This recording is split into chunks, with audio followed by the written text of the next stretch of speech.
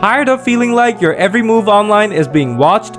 In today's digital age, privacy can seem like a distant memory. But what if you could take back some control?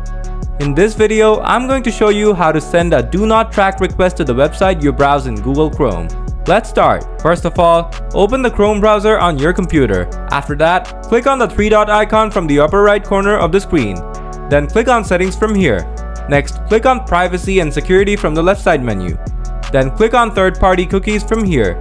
Now, in the Advanced section, you will find the Do Not Track feature. So toggle on Send the Do Not Track request with your browsing traffic from here. After that, hit that Confirm button. And you are done.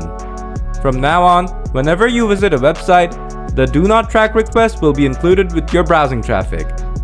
And if the website wishes to honor it, it won't track you and show ads or content based on your browsing data. So that's it, guys. That's how you enable Do Not Track feature in the Chrome browser on your PC. If the video was useful, don't forget to smash that like button. Want more Chrome related tips and tricks? Subscribe to the channel because I've got loads more coming. As always, thanks for tuning in and I'll catch you in the next one.